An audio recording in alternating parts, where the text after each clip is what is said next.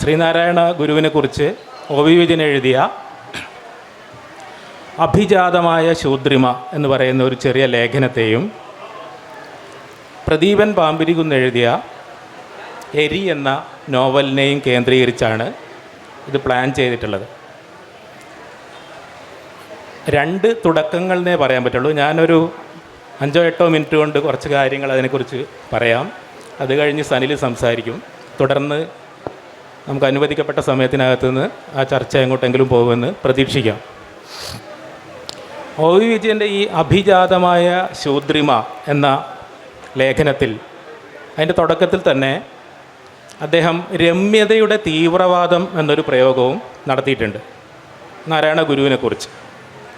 അതും പോരാഞ്ഞ് ഹാർമണിയുടെ റാഡിക്കലിസം എന്നും അദ്ദേഹം പറയുന്നുണ്ട്. ഇതൊക്കെ ശ്രദ്ധിക്കുമ്പോൾ നമുക്കതിലൊരു കോൺട്രഡിക്ഷൻ കാണാൻ പറ്റും. പൊതുവെ മിസ്റ്റിസിസത്തിൽ കാണുന്നത് പോലെ പരസ്പരം ചേരാത്ത കാര്യങ്ങളെ ചേർത്ത് വയ്ക്കുന്ന ഒരു റെട്ടറിക്കൽ കോൺട്രഡിക്ഷൻ കാണാൻ പറ്റും.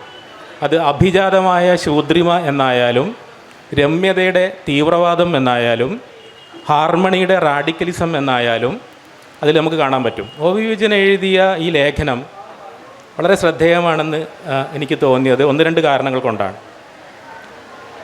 ശ്രീ സനിലാണ് ഈ ലേഖനത്തിലേക്ക് എന്നെ വീണ്ടും തിരിച്ചുവിട്ടത്. അതൊന്ന്,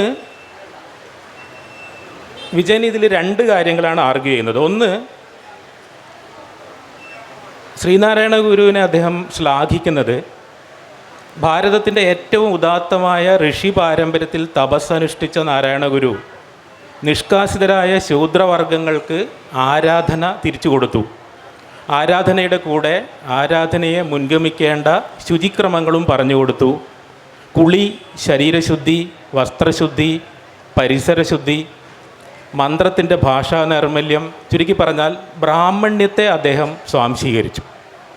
ഒന്നുകൂടെ തെളിച്ചു പറഞ്ഞാൽ ബ്രാഹ്മണ്യത്തിൻ്റെ സത്തയെ അദ്ദേഹം ജാതിയുടെ ചട്ടക്കൂടിൽ നിന്നും മോചിപ്പിച്ചു. ഇതാണ് ഒ വി വിജയൻ പറയുന്നത്. അപ്പോൾ ഒ വി വിജയനെ സംബന്ധിച്ചിടത്തോളം ബ്രാഹ്മണ്യവും ജാതി മേധാവിത്വവും ഒന്നല്ല. അദ്ദേഹം അതിന് ഉദാഹരണമായി പറയുന്നത് ജനാധിപത്യവും മുതലാളിത്തവും ഒന്നല്ല എന്നതുപോലെ ബ്രാഹ്മണ്യവും ജാതി മേധാവിത്വവും ഒന്നല്ല എന്നാണ്. തുടർന്ന് ആ ലേഖനത്തിൻ്റെ അവസാനം അദ്ദേഹം അഭിജാതമായ ശൂദ്രിമ എന്നത് ഒരു 2-3 സ്റ്റേറ്റ്മെൻറ്റിൽ ഇങ്ങനെ പറയുന്നു: നെയ്യാറിൽ കുളിച്ചു കയറിയ അധകൃതൻ ഒരു പുതിയ എയ്സ്തെറ്റിക്കിൻ്റെ ഉടമയായി തീർന്നു. ഈ എയ്സ്തെറ്റിക്കിൽ അർച്ചകൻ്റെ സുഗന്ധങ്ങളും തൊഴിലാളിയുടെ വിയർപ്പും സമ്മേളിച്ചു. സമൃദ്ധവും അഭിജാതവുമായ ഈ ശൂദ്രിമ കേരളത്തെ പ്രസന്നമാക്കി എന്നാണ് ഒ വി വിജയൻ പറയുന്നത്. അപ്പോൾ അത് ശരിക്കും പറഞ്ഞു കഴിഞ്ഞാൽ പിന്നെ ഈ അഭിജാതമായ ശൂദ്രിമ എന്നതിൽ ശൂദ്രിമയാണ് അദ്ദേഹം പ്രധാനമായിട്ട് എടുക്കുന്നത്. അല്ലെങ്കിൽ രണ്ടിനെയും പ്രധാനമായി എടുക്കുന്നു എന്ന് പറയാം, രണ്ടിനെയും പ്രധാനമാക്കുന്നില്ല എന്നും പറയാം. കോൺട്രഡിക്ഷൻസിലൊക്കെ അങ്ങനെയാണ്. അത് കഴിഞ്ഞു വിജയൻ ഇതിനകത്ത് ഉന്നയിക്കുന്ന വേറൊരു വിഷയം ഭാഷയുടെയും പദാവലിയുടെയും വൊക്കാബുലറിയുടെ പ്രശ്നമാണ്. അത് അദ്ദേഹം പറയുന്നത്, ഗുരു, ഞാനിത് കോട്ട് ചെയ്യുന്നതാണ്, ഗുരു ആശാനെ ബ്രാഹ്മണനാക്കിയെങ്കിലും ആശാനെ സംബന്ധിച്ചിടത്തോളം അത് ഒരു 1-ാം തലമുറ ബ്രാഹ്മണ്യമായിരുന്നു. അത് കഴിഞ്ഞിട്ട് ഒ വി വിജയൻ അദ്ദേഹത്തിൻ്റെ സ്വതസിദ്ധമായ എഴുത്തുകാർക്ക് മാത്രം കഴിയുന്ന രീതിയിലൊരു മെറ്റഫർ അവിടെ ഒരു ട്രോപ്പ് കൊണ്ടുവരികയാണ്. എൽ എന്ന ഇംഗ്ലീഷ് അക്ഷരം കാറിൻ്റെ മുമ്പിൽ വെച്ച് ഓടിക്കുന്നവരെ പോലെ ആശാൻ തൻ്റെ ആത്മഗീർവാണിയായ മലയാളം കൈകാര്യം ചെയ്തു. സാരമില്ല, ആശാൻ വണ്ടി ഓടിച്ചു എന്നത് മാത്രമാണ് പ്രധാനം. ആശാൻ്റെ തെല്ല് വികൃതമായ ഈ മലയാളം മറ്റൊരു മഹാസത്യത്തെ ഊന്നിപ്പിടിച്ചു. ഭാഷ കേവലം യാന്ത്രികമായ സാരാംശവാഹിനിയല്ല. ഇതാണ് വിജയൻ 2ാമത് ഇതിൽ ഉന്നയിക്കുന്നത്. അപ്പോൾ ഈ 2ാമത് പറഞ്ഞ പദാവലിയുടെ പ്രശ്നവുമായി എരിയുമായി ചേർത്ത് എനിക്ക് പറയാനുള്ള കാര്യങ്ങൾ ഞാൻ ചുരുക്കി പറയാം. 10 മിനിറ്റായി മനസ്സ് കണ്ടത് ഒരു 6 മിനിറ്റ് കൂടി എടുക്കാമെന്ന് വിചാരിക്കുന്നു. നമ്മൾ 20-നാണ് തുടങ്ങിയത്, 30-നെങ്കിലും ഞാൻ നിർത്തിയില്ലായിരുന്നില്ല, അത് മോശമാവും. ശരിക്കും പറഞ്ഞാൽ ഈ ഭാഷയുടെ പ്രശ്നം ആകെ ശരിക്കും പറഞ്ഞാൽ 3 പേജുള്ള ഈ ലേഖനം ഏതാണ്ട് ഞാൻ സംഗ്രഹിച്ചു കഴിഞ്ഞു. അതിൽ അദ്ദേഹം പറയുന്നത്, നേരിട്ട് പിടികിട്ടിയാൽ മിച്ചമൂല്യത്തെക്കുറിച്ച് തർക്കിച്ച് ഒരു ചെറു സഖാവിന് പോലും അദ്ദേഹത്തെ, അതായത് ഗുരുവിനെ തോൽപ്പിക്കാൻ കഴിഞ്ഞേനെ.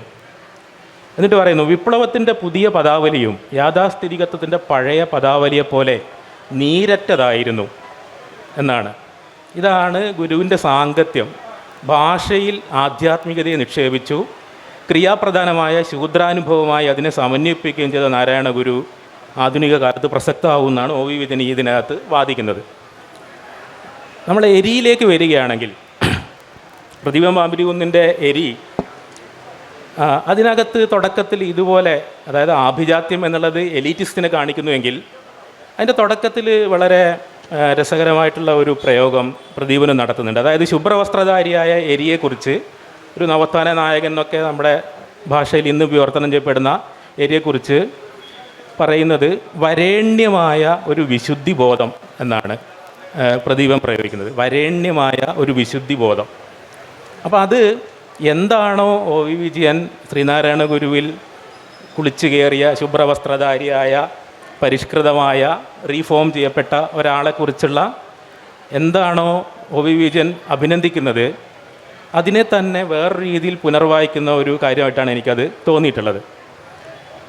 എരിയുടെ ഒരു പ്രസക്തിയായിട്ട് എനിക്ക് തോന്നുന്നത്, ഈ പറഞ്ഞതുപോലെ നമുക്ക് വേണമെങ്കിൽ ഈ ചർച്ചയുടെ വിഷയം വേറൊരു തരത്തിൽ കൊടുക്കണമെന്നുണ്ടെങ്കിൽ ഞാൻ കൊടുക്കുക കീഴാളമായ ജനാധിപത്യം എന്നാണ്. അഭിജാതമായ ജനാധിപത്യം എന്നുള്ളത് നമുക്ക് കീഴാളമായ ജനാധിപത്യം എന്നും വായിക്കാവുന്നതേ ഉള്ളൂ. അതെങ്ങനെയെന്നുള്ളതാണ് ഒരുപക്ഷെ ഈ ചർച്ചയിൽ തെളിയേണ്ടത്. സണിൽ നിന്നും കൂടുതൽ തെളിച്ചം വരുമെന്ന് ഞാൻ വിചാരിക്കുന്നു.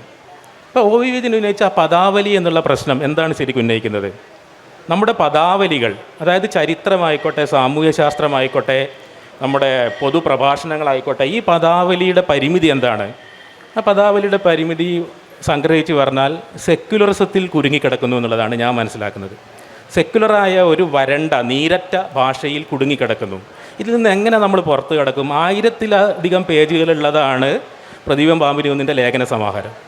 100-നടുത്ത് മാത്രം, 100-ൽ കുറച്ച് മേലെ മാത്രം പേജുള്ളതാണ് ഈ ഫിക്ഷൻ ഭാവനാ സൃഷ്ടി എന്ന് പറയുന്ന നോവൽ. ഇത് രണ്ടും നമ്മൾ താരതമ്യം ചെയ്യുകയാണെങ്കിൽ എന്താണ് നമ്മുടെ ഗദ്യത്തിൻ്റെ, നമ്മുടെ സാമൂഹ്യ ശാസ്ത്രം, സമൂഹത്തിൻ്റെ കൂടെ നമ്മൾ ശാസ്ത്രം ചേർക്കേണ്ടത്, ചരിത്രം യൂറോപ്പിൽ നിന്നും വന്ന ഒരു വിജ്ഞാന പദ്ധതിയാണ്. ഈ ചരിത്രത്തിൻ്റെയും സാമൂഹ്യ ശാസ്ത്രത്തിൻ്റെയൊക്കെ പരിമിതി എന്താണ്? ആ ഭാഷയുടെ പരിമിതി എന്താണ്? എങ്ങനെയാണ് നമുക്കിതിന് മറികടക്കാൻ കഴിയുക? അതിനെക്കുറിച്ച് ആലോചിക്കുക മാത്രമല്ല, ആശാനെക്കുറിച്ച് ഒ വി വിജയൻ പറഞ്ഞതിന് സമാനമായി അതിലൊരു ബ്രേക്ക് ത്രൂ ഉണ്ടാക്കുന്ന ഒരു കൃതിയായിട്ടാണ് എനിക്ക് എരി തോന്നിയിട്ടുള്ളത്. എരി എന്ന് പറയുന്നത് കീഴാള ആത്മീയതയുടെ, അങ്ങനെ വിളിക്കാമെങ്കിൽ കീഴാള ആത്മീയതയുടെ ജീവിത ലോകത്ത് നിന്നും വാക്കുകളുടെ മാത്രം പ്രശ്നമല്ല അത്. ആ ഒരു സർഗാത്മകമായ ഭാവനയെയും ചരിത്രത്തെയും ഒരുപോലെ അവലംബിക്കുന്ന ഒരു ആർക്കൈവ്, മ്യൂസിയം എന്നാണ് പ്രദീപൻ ഇതിനകത്ത് ഒരു സ്ഥലത്ത് പറയുന്നത്. അതായത് എഴുതപ്പെട്ടതും എഴുതപ്പെടാത്തതും കാണുന്നതും കാണാത്തതും ദൃശ്യവും അദൃശ്യവുമായ എല്ലാ സോഴ്സിൽ നിന്നും കാര്യങ്ങൾ എടുത്തിട്ടാണ് ഏരിയയെക്കുറിച്ചുള്ള ഒരു നരേറ്റീവ് ഉണ്ടാക്കുന്നത് ഈ ഗവേഷകൻ. ആ ഗവേഷകനെ നമ്മുടെ കുറച്ച് അധ്യാപകരെ ഞാൻ അവിടെ കാണുന്നുണ്ട്. എല്ലാ ഡോക്ടറൽ കമ്മിറ്റിയും ചെയ്യുന്നത് പോലെ ഡോക്ടറൽ കമ്മിറ്റിയിൽ വന്ന ആൾ കൃത്യമായി ചോദിക്കുന്നത് എന്താണ് സാഹിത്യമായിട്ടിന് ബന്ധം എന്ന് ചോദിക്കുമ്പോൾ അദ്ദേഹം അവിടെ ഇതേപോലെ സർഗാത്മകമായ ഒരു പൊട്ടിപ്പുറപ്പെടൽ നടത്തിക്കൊണ്ട് പറയുന്നത് ഇങ്ങനെയാണ്: സത്യത്തെ അസത്യത്തിൽ നിന്ന വണ്ണം ഭാവനയിൽ നിന്നും സങ്കല്പത്തിൽ നിന്നും വേർപെടുത്താൻ കഴിയില്ല. ഞാൻ ആഗ്രഹിക്കുന്ന സത്യത്തെ ഞാൻ മുറുകെ പിടിക്കുന്നു. ആ സത്യം എൻ്റെ ഭാവനയാണ്.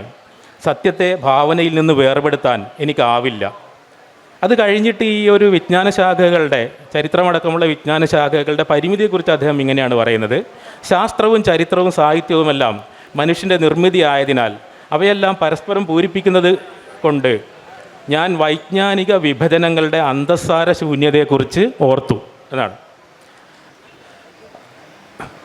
അപ്പോൾ ശരിക്കും പറഞ്ഞു കഴിഞ്ഞാൽ ഈ ഒരു സമഭാവന അല്ലെങ്കിൽ ഒരു സമശീർഷമാക്കി നിർത്തൽ എന്നുള്ളത്, ഒരു സ്ഥലത്ത് പ്രദീപൻ ഈ നോവലിൽ പറയുന്നത് ആത്മബോധം കൊണ്ട് എരി തൻ്റെ പറയത്വത്തെ നമ്പ്യാർക്ക് സമശീർഷമാക്കി നിർത്തി എന്നാണ്. ഈ സമശീർഷമാക്കി നിർത്തൽ, സമഭാവന എന്ന് പറയുന്നതിൽ ഭാവനയുണ്ട്, സമത്വം മാത്രമല്ല ഉള്ളത്. ഭാവനയ്ക്ക് ഉള്ള ഒരു പങ്ക്. അപ്പോൾ നമ്മൾ അറിവ് എന്നുള്ള വാക്കിൻ്റെ എതിർപദങ്ങളെക്കുറിച്ച് ചിന്തിക്കുകയാണെങ്കിൽ എന്തൊക്കെയായിരിക്കും അത് സാധാരണഗതിയിൽ അറിവില്ലായ്മയല്ല, മറിച്ച് നാട്ടറിവാണ്. ഏതെങ്കിലും ഒരു നാട്ടിലല്ലാതെ ഒരറിവും ഉണ്ടായതായിട്ട് എനിക്ക് തോന്നുന്നില്ല. പക്ഷേ യൂറോപ്പിലുണ്ടായത് വെറും അറിവാണെന്നും നമ്മുടെ നാട്ടിലുണ്ടായത് നാട്ടറിവാണെന്നും നമ്മൾ പറയുമ്പോൾ നമ്മളൊരു ബൈനറി ഉണ്ടാക്കുകയാണ് ചെയ്യുന്നത്. ഈ നാട്ടറിവ് മിക്കവാറും വിശ്വാസം അന്ധവിശ്വാസം, റീസൺ, അൺറീസൺ. അപ്പോൾ ശരിക്കും നമ്മൾ നവോത്ഥാനം എന്ന് പറഞ്ഞ് എൻ്റെ സുഹൃത്ത് മധുവിൻ്റെ ഭാഷയിൽ പറഞ്ഞാൽ നവോത്ഥാന നാമജപത്തിലൂടെയാണ് പല രാഷ്ട്രീയ പ്രശ്നങ്ങളെയും നമ്മൾ നേരിടാൻ ശ്രമിക്കുന്നത്. എന്തുകൊണ്ടാണ് നമ്മൾ പോയി ഈ ആധുനികത എന്ന് പറയുന്നൊരു ഘട്ടത്തിൽ നിന്നിട്ട് അവിടെ ഫ്രീസ് ചെയ്ത് നിന്നിട്ട് എല്ലാത്തിൻ്റെയും ഒരു ഉത്തരമായിട്ട് നവോത്ഥാനത്തെ കൊണ്ടുവരുന്നത്. നവോത്ഥാനം എന്ന് പറയുമ്പോൾ തന്നെ അതിൻ്റെ ഒരു അപരം ഉണ്ടാവുന്നുണ്ട്. ആധുനികത എന്ന് പറയുമ്പോൾ തന്നെ പാരമ്പര്യം എന്ന് പറഞ്ഞ ഒന്ന് ഉണ്ടാവുന്നുണ്ട്. അപ്പോൾ ആധുനികതയ്ക്ക് എല്ലാത്തിനെയും ഉൾക്കൊള്ളാൻ പറ്റും. ഒരു ഈക്വലൈസറാണ്, എല്ലാവർക്കും ആക്സസ് ഉണ്ട് ആധുനികതയിൽ. പക്ഷേ ആധുനികമല്ലാത്തതിനോട് അങ്ങേയറ്റത്തെ അസഹിഷ്ണുത അതിനുണ്ട്. ആധുനികത ഉണ്ടാവുന്നത് തന്നെ ആധുനികമല്ലാത്തതിന്, അത് ട്രഡീഷനാവാം, മതമാവാം, ആത്മീയതയാവാം, പാരമ്പര്യമാവാം, എന്തായാലും അതിനെക്കുറിച്ചുള്ള ഒരു അപരത്തെ നിർമ്മിക്കുക. ആ അപരത്തിന് പിന്നെ സ്വയം ഡിഫെൻഡ് ചെയ്യണമെങ്കിൽ വലിയ പാടാണ്. ട്രഡീഷനായി നിന്നുകൊണ്ട്, മതമായി നിന്നുകൊണ്ട്, പാരമ്പര്യമായി നിന്നുകൊണ്ട് ഈ ആധുനികത അല്ലെ നവോത്ഥാനം എന്ന് പറയുന്ന കാലത്തിന് മുമ്പ് കേരളത്തിൽ വിമോചകമായിട്ടൊന്നും ഉണ്ടായിരുന്നില്ലേ നമ്മുടെ പാരമ്പര്യത്തിൽ? നമുക്ക് എന്തുകൊണ്ടാണ് അതിനെക്കുറിച്ച് ആലോചിക്കുമ്പോൾ ഒരു നാണക്കേട് തോന്നുന്നത്? എന്തിനാണ് ഈ നവോത്ഥാന നാമജപം നമ്മൾ നടത്തിക്കൊണ്ടിരിക്കുന്നത്? അത് യുക്തിയെക്കുറിച്ചുള്ള ഒരു തെറ്റായ ധാരണയിൽ നിന്ന് വരുന്നതാണ്. അപ്പോൾ അതിനെയാണ് പ്രദീപൻ്റെ ഈ നോവല് എൻ്റെ അഭിപ്രായത്തിൽ ഭംഗിയായിട്ട് അട്ടിമറിക്കുന്നത്. അതായത് ഇതിനകത്ത് ഒരു സ്ഥലത്ത് അദ്ദേഹം പറയുന്നുണ്ട്, അറിവിനെ കുറിച്ച് പറയുന്ന കൂട്ടത്തിൽ പ്രളയം വന്ന സമയത്ത് എല്ലാവരും എരിയുടെ അടുത്ത്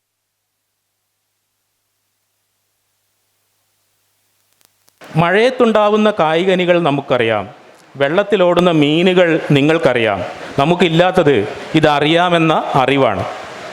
അപ്പോൾ എന്താണ് അറിവ് എന്നതിനെക്കുറിച്ച് നേരത്തെ പറഞ്ഞ പോലെ ഇത് നമ്മളിപ്പം നാട്ടറിവെന്നോ ഫോക്ക്ലോറെന്നോ അങ്ങനെ പല ഓമന പേര് വിളിക്കും, ഇൻഡിജിനസ് നോളജ്.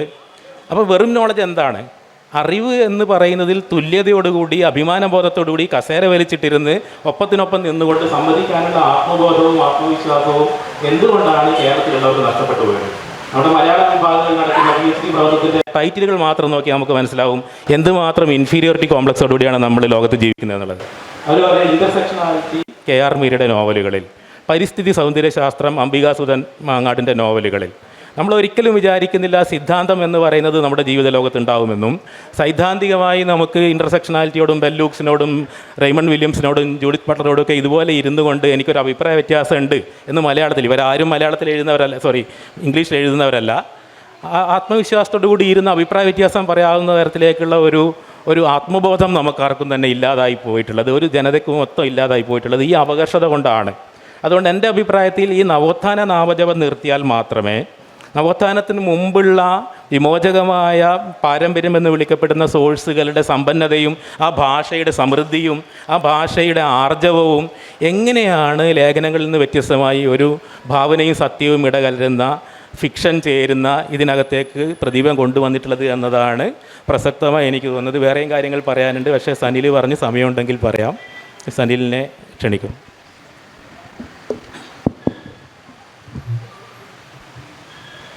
ഈ അഭിജാതം അല്ലെങ്കിൽ ആഭിജാത്യം എന്ന് പറയുന്ന ഒരു സങ്കല്പനത്തെ നമ്മുടെ ചർച്ചയിലേക്ക് കൊണ്ടുവരിക എന്നുള്ളതാണ് ഞങ്ങൾ രണ്ടുപേരും കൂടെയുള്ള ഗൂഢാലോചന. വാസ്തവത്തിൽ അതുകൊണ്ട് തീരെ പൊളിറ്റിക്കലി കറക്റ്റ് അല്ല. അഭിജാതം എന്ന് പറയുമ്പോൾ ജാതമുണ്ട്, ജാതിയുണ്ട്. ആഭിജാത്യം എന്ന് പറഞ്ഞാൽ അതിനകത്ത് ബ്രാഹ്മണ്യത്വമാണെന്നുള്ള ഒരു സങ്കല്പം. അപ്പോൾ ഇതിനെപ്പറ്റി പുനരായി എന്നെ സഹായിച്ചത് പ്രദീപൻ പാമ്പരിക്കുന്നിൻ്റെ എരി എന്ന് പറഞ്ഞ നോവലാണ്. ഖസാക്കിൻ്റെ ഇതിഹാസത്തോളം തന്നെ പ്രധാനമായ ഒരു നോവലാണ്. ഞാനത് വായിക്കാനുള്ള കാരണം കൽപ്പറ്റ എഴുതിയ അതിൻ്റെ പ്രിഫേസ് വായിച്ചിട്ടാണ്. കൽപ്പറ്റ എഴുതിയെങ്കിൽ ഇതൊന്ന് വായിക്കണമല്ലോ എന്ന് വെച്ച് വായിക്കുകയും ഭയങ്കരമായിട്ട് നമ്മളെ ചിന്തിപ്പിക്കുന്ന ഒരു നോവലാണ്. വാസ്തവത്തിൽ ഈ അഭിജാതം എന്നുള്ള വാക്കിനോട്, അത് ജാതമുണ്ട്, ജനനമുണ്ട്, ജന്മന ഉണ്ട്, ജാതി എന്നൊക്കെ നമ്മളത് എലീറ്റിസം എന്ന് നമ്മൾ ട്രാൻസ്ലേറ്റ് ചെയ്യുന്നതുകൊണ്ടാണ്. അത് ശരിക്കും എൻ്റെ അഭിപ്രായത്തിൽ നമ്മൾ ട്രാൻസ്ലേറ്റ് ചെയ്യേണ്ടത് റാഡിക്കലിസം എന്നാണ്. റാഡിക്കൽ എന്നുള്ള വാക്കിൻ്റെ അർത്ഥം വേരുകളിലുള്ള ശ്രദ്ധ എന്നാണ് അർത്ഥം. അത് വേരുകളിൽ കുരുത്ത്, വേരുകൾ പറിച്ചെറിയാൻ ശക്തിയുള്ള, വേരുകളിൽ കുരുക്കുന്ന പ്രസ്ഥാനങ്ങളെയാണ് നമ്മൾ റാഡിക്കൽ എന്ന് പറയുന്നത്. അപ്പോൾ വാസ്തവത്തിൽ ഈ എരി എന്ന് പറയുന്ന നോവൽ, എരി എന്ന് പറയുന്നത് ശരിക്കും വേരുകളുള്ള ഒരാളാണ്. എരിയുന്ന ഒരാൾ, തീയിൽ കുരുത്ത ഒരാളാണ് എരി. അയാളെ പറ്റിയുള്ള നോവൽ. അതുകൊണ്ട് തീയിൽ കുരുത്തു എന്നുള്ളത് അയാളുടെ ജനനം, അത് ഭയങ്കര പ്രധാനമാണ് ഈ എരി. അപ്പോൾ നമ്മൾ സാധാരണ നമ്മുടെ ഇപ്പോഴത്തെ സങ്കല്പം എന്ന് പറഞ്ഞാൽ നമ്മുടെ രാഷ്ട്രീയ സങ്കല്പം തുല്യത നീതിയാണ്. ഈ തുല്യത നീതി എന്ന് പറയുന്ന സങ്കല്പങ്ങളെ അടിസ്ഥാനപരമായി നമുക്ക് പുനരാലോചിക്കേണ്ടി വരും. നമ്മൾ ഈ അഭിജാതം, ഇതിൽ എരി എന്ന് പറഞ്ഞ നോവൽ അതാണ് നമ്മളെ ശരിക്കുന്നത്. തുല്യത, നീതി തുടങ്ങിയ സങ്കല്പങ്ങളിൽ നിന്ന് കുറച്ചുകൂടെ മാറി നമ്മുടെ രാഷ്ട്രീയത്തെയും സമൂഹത്തെയും ചിന്തിക്കാൻ വേണ്ടി നമ്മളോട് അപ്പോൾ തുല്യതാ നിധി എന്ന് പറഞ്ഞതാണ്, ഞാനും സെബാസ്റ്റ്യൻ ബോൾട്ടും കൂടെ ഒരു ഓട്ട മത്സരത്തിൽ പങ്കെടുക്കുന്നു. ഞങ്ങൾക്ക് 2 പേർക്കും സ്റ്റാർട്ട് ചെയ്യാനുള്ള ഒരു തുല്യമായ വരയുണ്ട്. അത് കഴിഞ്ഞാൽ പിന്നെ അയാൾ പറക്കും, ഞാൻ പറക്കുകയില്ല. പക്ഷേ ആദ്യം ഉണ്ടാക്കുന്ന ഒരു സാധനം. പക്ഷേ ഞാനും ഒരു വലിയ ഒരു അത്ലറ്റും തമ്മിലുള്ള പാരസ്പര്യം എന്ന് പറയുന്നത് ഞങ്ങളുടെ 2 പേരുടെയും യുണീക്ക്നെസ്സിനെ ബേസ് ചെയ്ത്. ഇന്നിപ്പോൾ ഒരു സാഹിത്യ സമ്മേളനം ഇവിടെ വന്നിരിക്കുന്നവരെല്ലാവരും സമാനതകളില്ലാത്ത ജീനിയസുകളാണ്. അവർക്കൊരു പൊതുവായ സ്റ്റാർട്ടിംഗ് പോയിൻ്റ് ഉണ്ടാക്കി കൊടുത്തിട്ടല്ല, മറിച്ച് അവരുടെ ഭയങ്കരമായ പാരസ്പര്യം എങ്ങനെ വരും. ഇപ്പോൾ എരി എന്ന് പറയുന്നത്, എരി പറയനാണ്. അപ്പോൾ ഈ പാമരിക്കുന്ന് പറയുന്നത് പറയൻ എന്ന് പറഞ്ഞാൽ പറയുന്നവൻ ആണ്, പറയുന്നവനാണ് എരി. അപ്പോൾ എരിക്ക് സംസ്കൃതം അറിയാം, എരിക്ക് മന്ത്രവാദം അറിയാം, എരിക്ക് വൈദ്യം അറിയാം, അത്യാവശ്യത്തിന് അഭ്യാസ മുറകളും അറിയാം. അപ്പോൾ ഇതൊക്കെ അറിയുന്ന പലരുമായിട്ടുള്ള പാരസ്പര്യമാണ് ഇതിലുള്ളത്. അതേസമയം എരി അയ്യങ്കാളിയാണ്, എരി നാരായണ ഗുരുവാണ്, എരി പൊയ്കേലപ്പച്ചനാണ്. പ്രദീപൻ പാമ്പരിക്കുന്ന് എവിടെയോ പറയുന്നുണ്ട്, എരി കാണേണ്ടിയിരുന്ന ഒരാൾ വാഗ്ഭടാനന്ദൻ കൂടിയായിരുന്നു എന്ന്. അപ്പോൾ എരിയുടെ ഈ എരിയെന്ന് പറയുന്നത് അയാളുടെ അന്തസ്, അതിൽ അഭിജാതം, അയാൾ പറയുന്ന അറിവിൻ്റെ ആത്മഗൗരവം, അതാണ് അയാളുടെ ആഭിജാത്യം. അപ്പോൾ ഇതിനകത്തൊരു ക്യാരക്ടറുണ്ട്, പാപ്പർ എന്ന് പറഞ്ഞു. പാപ്പർ ഒരു പോക്കിരിയാണ്. പാപ്പർ മലയനാണെന്നാണ് എൻ്റെ ഓർമ്മ. പാപ്പർ പോക്കിരിയാണ്. പക്ഷേ പോക്കിരിയായ പാപ്പർ അയാൾ നല്ല അടിക്കാരനാണ്. അയാളുടെ ഏറ്റവും അടുത്ത കൂട്ടുകാർ ചെണ്ട കൊട്ടുകാരാണ്. രണ്ടും ചെണ്ടയിലുള്ള അടിയും ശരീരത്തിൻ്റെ അടിയിലുമുള്ള ഊർജ്ജസ്വലതയാണ് അയാളുടെ സൗഹൃദങ്ങളുടെ അടിസ്ഥാനം. അതിനുശേഷം ഇയാൾ ഷാപ്പിൽ പോയാൽ ഒറ്റയ്ക്കിരുന്നേ അയാൾ കള്ള് കുടിക്കുകയുള്ളൂ. അയാൾ കൂടെ കള്ള് കുടിക്കുന്ന ഒരേ ഒരു പറയനാണ് എരി. പക്ഷേ ഇവർ തമ്മിൽ ജാതിപരമായ വേർതിരിവുണ്ട്. അതുകൊണ്ട് പാപ്പർ ഷാപ്പിലെത്തിയാൽ എരി താഴെ ഇരിക്കും. പക്ഷേ അവർ തമ്മിൽ സംസാരിക്കുന്നത് മന്ത്രവാദത്തിൻ്റെയും വൈദ്യത്തിനെ പറ്റിയുള്ള അറിവുകളായിരിക്കും.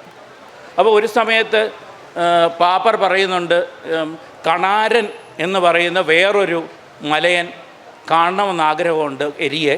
കാരണം കണാരപ്പണിക്കർ വലിയ മന്ത്രവാദിയാണ്. അപ്പോൾ ഒരു നായരുടെ ഭാര്യ നായരെ വിട്ടുപോയി. ആ ഭാര്യയെ നമുക്ക് മന്ത്രവാദത്തിൽ കൂടെ തിരിച്ചു വളച്ചു കൊണ്ടുവരണം. അപ്പോൾ അതിനുവേണ്ടി ആകെ പറ്റുന്നത് എരിക്ക് മാത്രമാണ്. അപ്പോൾ ഈ കണാരപ്പണിക്കർക്ക് കാണണം. എരി സമ്മതിക്കുന്നു.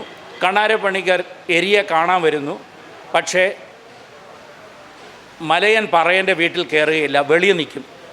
കണ്ടാൽ ഉടനെ എരി ആദ്യം ചെയ്യുന്നത് തിമിരത്തെ അജ്ഞാനജ്ഞാനസ് തിമിരാസ്യ എന്ന് പറയുന്ന അജ്ഞാനത്തെക്കുറിച്ചുള്ള ഒരു സംസ്കൃത ശ്ലോകം മലയന് പറഞ്ഞു കൊടുക്കുകയാണ്. ഇത് സംസ്കൃതം അറിയാവുന്ന പറയനും മലയനും തമ്മിലുള്ള കേരളത്തിൻ്റെ യാഥാർത്ഥ്യത്തിൽ നിന്ന് തന്നെയാണ്. കാരണം സംസ്കൃത പാരമ്പര്യം ഒരു ബ്രാഹ്മണ പാരമ്പര്യമായിരുന്നില്ല കേരളത്തിൽ. അപ്പോൾ ഇവർ രണ്ട് സംസാരിക്കുകയും അതോടുകൂടി ഈ വീട്ടിൽ കയറാൻ ബുദ്ധിമുട്ട് കാണിച്ച പണിക്കർക്ക് അയാളുടെ അജ്ഞാനം ബോധ്യപ്പെടുന്നു.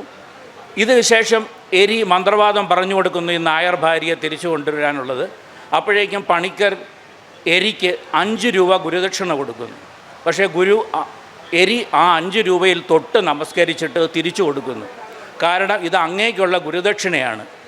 ഏത് പറയനിൽ നിന്നും അറിവ് പകരാം എന്ന് പറയനായി എന്നെ പഠിപ്പിച്ചതിന് ഞാൻ തരുന്ന ഗുരുദക്ഷിണയാണ്.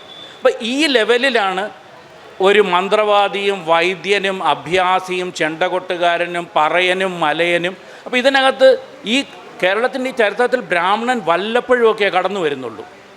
അത് അവരുടെ ചരിത്രമല്ല ഇത്. പക്ഷേ സംസ്കൃതം അറിയാവുന്ന, ഇതുകൊണ്ടാണ് ഒ വി വിജയൻ പിന്നീട് പറയുന്നത് വാസ്തവത്തിൽ ഈ നാരായണ ഗുരു ബ്രാഹ്മ്യത്തെ ജാതിയിൽ നിന്ന് മോചിപ്പിച്ചു.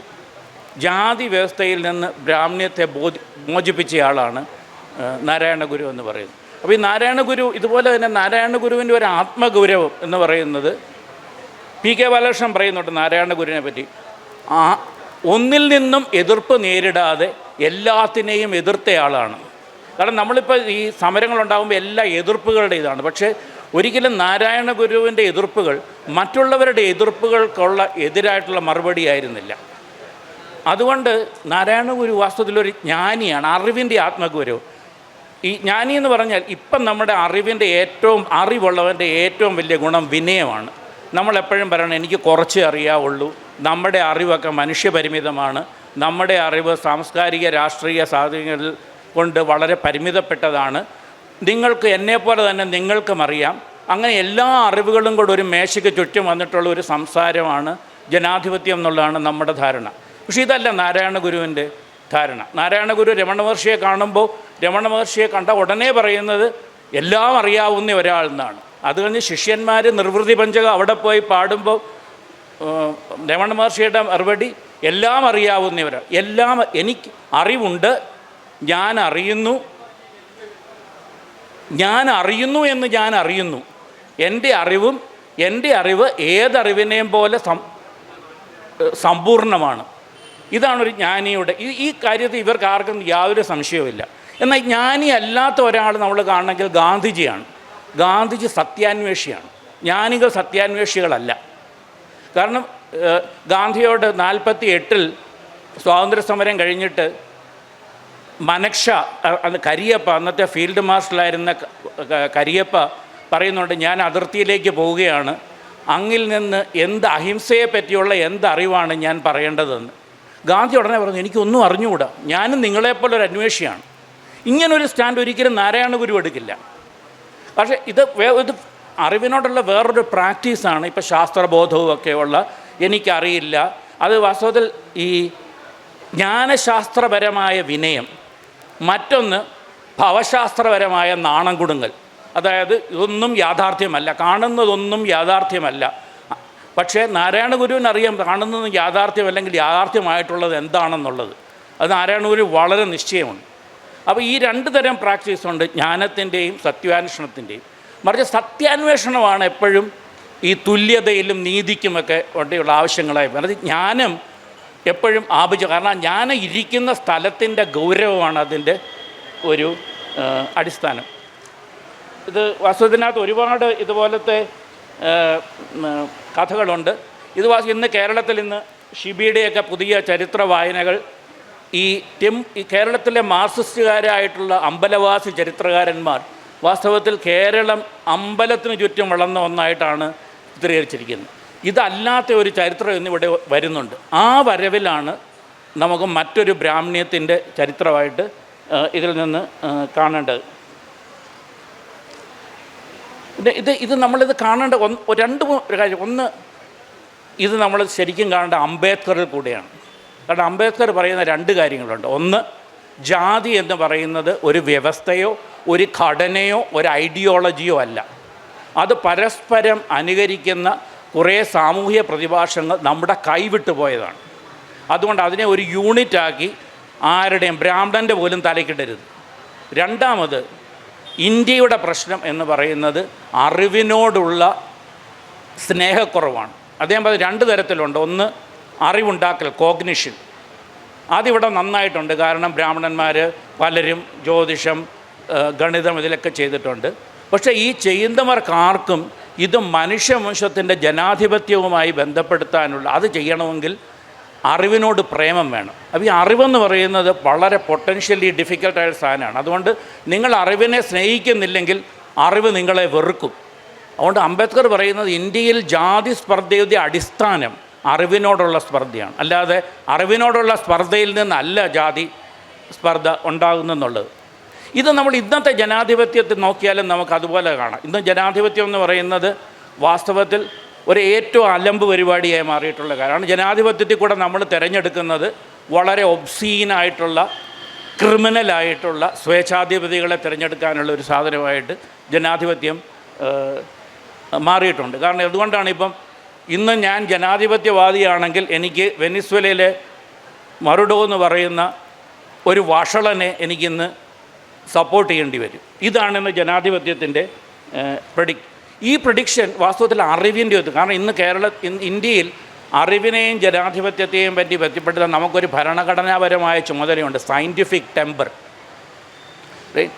ഇത് വിനയത്തിൽ അടിസ്ഥാനമായിട്ടുള്ള ഒരു ജ്ഞാനസമ്പാദനമാണ്. പക്ഷേ സയൻറ്റിഫിക് ടെമ്പറിന് ഇന്ന് എന്താണ് സമ്പാദിച്ച് നോക്കുക. ഇതിനു മുമ്പുള്ള സെഷൻ നമ്മൾ കോവിഡിനെ പറ്റി സംസാരിച്ചു. സയൻസ് എന്ന് പറഞ്ഞാൽ വളരെ പരിശോധിച്ചും വിമർശിച്ചുമൊക്കെ ഉണ്ടാകുന്ന ജ്ഞാനമാണെന്നാണ് ധാരണ.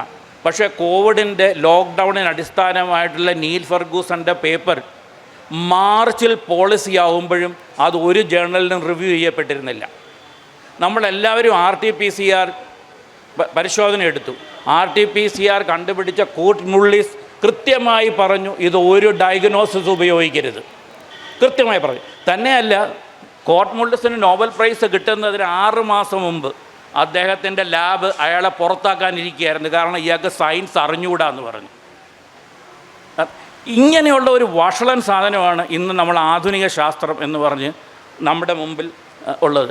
അതുകൊണ്ടാണ് ആധുനിക ശാസ്ത്രത്തിന് ഇന്ന് വിശ്വാസങ്ങളെ കരുപ്പിടിപ്പിക്കാൻ പറ്റുന്നില്ല. പോലെ ക്ലൈമറ്റ് ചേഞ്ച് ശാസ്ത്ര സത്യമാണ്, പക്ഷെ നമ്മൾ ആരും വിശ്വസിക്കുന്നില്ല ക്ലൈമറ്റ് ചേഞ്ച്. ഞാനും ഇന്നലെ ഒരു പ്ലെയിനിൽ ടിക്കറ്റ് എടുത്താണ് ഇവിടെ വന്നിരിക്കുന്നത്. നിങ്ങളെല്ലാവരും കാർബൺ ഫുഡ്, ഇതൊന്നും നമ്മളെ ബാധിക്കുന്ന കാര്യമല്ല. അതുപോലെ തന്നെയാണ് പല ശാസ്ത്ര സിദ്ധാന്തങ്ങളും ഇന്ന് നമുക്കറിയാം അത് സിദ്ധാന്തമാണ്, പക്ഷേ നമ്മുടെ ജീവിതത്തെ ഒരു തരത്തിലുള്ള ബിലീഫിന് സഹായി. മറിച്ച് ബിലീഫ് ഉണ്ടാക്കുന്ന ശാസ്ത്രം എന്ന് പറയുന്നത് ഇന്ന് ഗൂഢാലോചന സിദ്ധാന്തങ്ങളാണ്. നിങ്ങൾക്കറിയാം കോൺസ്പിറസി തിയറീസ്, പല തരത്തിലുള്ള ഗൂഢാലോചന വിശ്വാസങ്ങളുണ്ട്. ഇപ്പോൾ കോവിഡിൻ്റെ സമയത്ത് തന്നെ കോവിഡ് മുഴുവൻ കുറേ പേര് പരത്തിയതാണ്, ഭൂമി പരന്നതാണ്, ഭൂമി ഉരുണ്ടതാണെന്നുള്ളത് കുറേ പേര് പരത്തുന്ന ഒരു കള്ളവിശ്വാസമാണ്.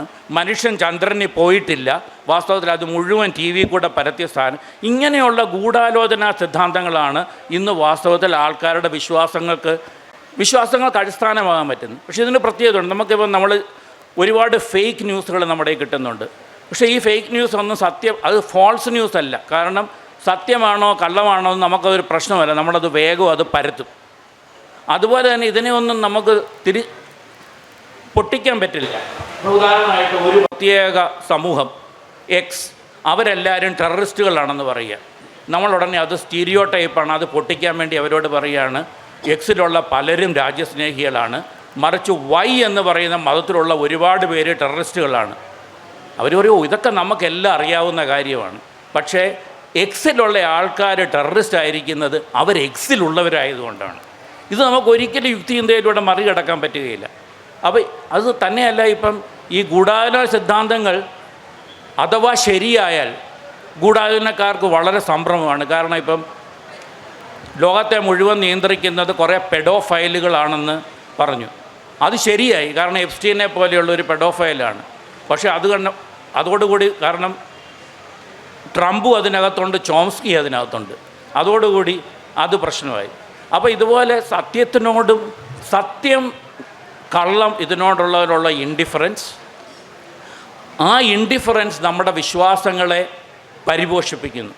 ഇങ്ങനെയുള്ള ഇതാണ് ഒരു അലംബമായിട്ടുള്ള ഒരു സമയത്താണ് നമ്മൾ വാസ്തവത്തിൽ ഈ അറിവിൻ്റെ ഒരു അന്തസ് വീണ്ടെടുക്കേണ്ടത്. അത് ശാസ്ത്രത്തിലൂടെയല്ല അത് വീണ്ടെടുക്കുന്നത്. അത് ഇതുപോലെയുള്ള ദളിത് സ്ത്രീകൾ അങ്ങനെ പലതരത്തിലുള്ള സംസ്കാരങ്ങളിൽ അറിവ് എങ്ങനെയാണ് ചെയ്തിരുന്നത്, ആ അറിവുള്ളവർ തമ്മിൽ അവിടെ നടത്തിയിരുന്നത് നമുക്കെല്ലാവരും ഈക്വലാണ്, നമുക്ക് ചിന്തിക്കാമെന്നുള്ളതിൻ്റെ ആയിരുന്നില്ല. മറിച്ച് എല്ലാ തരത്തിലുള്ള ശ്രേണീബന്ധങ്ങൾക്കും കുറുകെ അധ്വാനിച്ച് കഷ്ടപ്പെട്ടുണ്ടാക്കുന്ന പാരസ്പര്യത്തിലൂടെയായിരുന്നു. അപ്പോൾ അങ്ങനെ ഒരു ഇതിലേക്ക് നമുക്ക് കേരളത്തിൽ ഇത് ചിന്തിക്കാനുള്ള വലിയൊരു പ്രശ്നം എന്താണെന്ന് വെച്ചാൽ, കേരളത്തിൻ്റെ ഒരു പൊതുബോധം ഇടതുപക്ഷത്തിൻ്റേതാണ്. നിങ്ങളുടെ പാർട്ടി എന്തുമായിക്കോട്ടെ, നിങ്ങൾ മാർക്സിസ്റ്റ് ആയിരിക്കും, കോൺഗ്രസ് ആയിരിക്കും, BJP ആയിരിക്കും, പക്ഷേ ദുരിതം അനുഭവിക്കുന്നവരാണ് നന്മയുള്ളവർ എന്നുള്ള ഒരു സാധ്യത. അതാണ് സാധ്യത. ദുരിതം അനുഭവിക്കണം എങ്കിൽ മാത്രം നിങ്ങൾക്കൊരു നന്മയുടെ കാർഡുള്ളൂ. ഭാവി ആരാവണമെന്ന്, ഭാവിയെ പറ്റിയുള്ള നമ്മുടെ ചിന്തകളുടെ ഒരു രൂപരേഖ തരാനുള്ള നിങ്ങളുടെ അവകാശം നിങ്ങൾ അനുഭവിക്കുന്ന ദുരിതത്തിൻ്റെ അളവിനനുസൃതമാണ്. ഇതാണ് ഒരു ഇടതുപക്ഷ ചിന്ത. ഇത് വാസ്തവത്തിൽ മാർക്സിസ്റ്റ് ചിന്തയല്ല. മാർക്സിസം തൊഴിലാളി വർഗത്തിൻ്റെ വിമോചന സാധ്യത കണ്ടത് തൊഴിലാളി വർഗം ഏറ്റവും ദുരിതം അനുഭവിക്കുന്ന, വാസ്തവത്തിൽ ക്യാപിറ്റലിസത്തിൽ ഏറ്റവും സൗകര്യമുള്ള, മനുഷ്യ ചരിത്രത്തിലെ ഏറ്റവും സൗകര്യം ലഭിച്ച, ഏറ്റവും നന്നായി റിയൽ ശമ്പളം കിട്ടുന്ന വർഗമാണ് തൊഴിലാളി വർഗം. പക്ഷേ അവരിലാണ് വിമോചന സാധ്യത കണ്ടത്. പക്ഷേ അവിടുന്ന് മാറി തൊഴിലാളികളുടെ വാസ്തവത്തിൽ അവരുടെ ദുരിതമാണ് അവരെ വിമോചനത്തിന് അർഹരാക്കുന്നു എന്നുള്ള ചിന്തയിൽ നിന്നാണ്. അങ്ങനെയാണെങ്കിൽ എന്തിന് തൊഴിലാളികൾ ഒരുപാട് ദുരിതം അനുഭവിക്കുന്നവരുണ്ട്, അവരെ എല്ലാവരും കൂടെ ചേർത്ത് നമുക്കൊരു വലിയ ദുരിതബാധിതരുടെ ഒരു വലിയ സേന, ഇതാണ് ഒരു ഇടതുപക്ഷ ബോധം. ഇതിനെതിരായിട്ടുള്ള ചിന്തയാണ് വാസ്തവത്തിൽ എരി പോലെയുള്ള ഇതിലോ നാരായണ ഗുരുവിൻ്റെയോ അയ്യങ്കാളിയുടെയോ ഒക്കെ വർക്കുകളെ അങ്ങനെ കാണാൻ പറ്റുമോ എന്നുള്ള ഒരു ശ്രമം ആണ് നമുക്ക് നടക്കുന്നത്. രണ്ടുപേരും 15 മിനിറ്റ് വീതം എടുത്തു, അതുകൊണ്ട് ഞാനൊന്നും പറയുന്നില്ല. ചോദ്യങ്ങളുണ്ടെങ്കിൽ വരാം, ചോദ്യങ്ങളില്ലെങ്കിൽ ബാക്കി സമയം ഒരു 5 മിനിറ്റ് വീതം നമ്മൾ സംസാരിച്ച് ഇത് അവസാനിപ്പിക്കാമെന്ന് വിചാരിക്കുന്നു. അല്ലേ, 40 മിനിറ്റ് അല്ലേ പക്ഷേ അല്ലേ?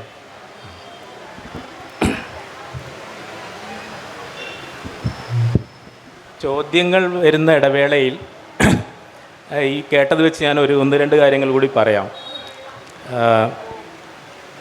സനിൽ പറഞ്ഞതുപോലെ പെട്ടെന്ന് തന്നെ നവോത്ഥാനത്തെ പ്രശ്നവൽക്കരിക്കുന്നവരെ, ശാസ്ത്രത്തെ പ്രശ്നവൽക്കരിക്കുന്നവരെ, യുക്തിയെ പ്രശ്നവൽക്കരിക്കുന്നവരെ വിളിക്കുന്ന പേര് ഒന്നുകിൽ സംഘി, അല്ലെങ്കിൽ അന്ധവിശ്വാസി, അല്ലെങ്കിൽ നേറ്റിവിസ്റ്റ്, ഇങ്ങനെ പല ഓമന പേരുകളിലും വിളിക്കാറുണ്ട്.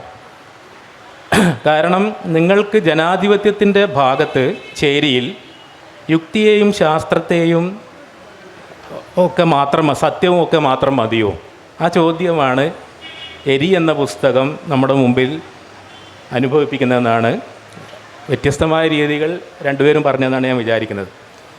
കാരണം ജനാധിപത്യ ചേരിയിൽ യുക്തി മാത്രം മതിയോ? ജനാധിപത്യ ചേരിയിൽ ദൈവങ്ങൾക്ക് സ്ഥാനമില്ലേ?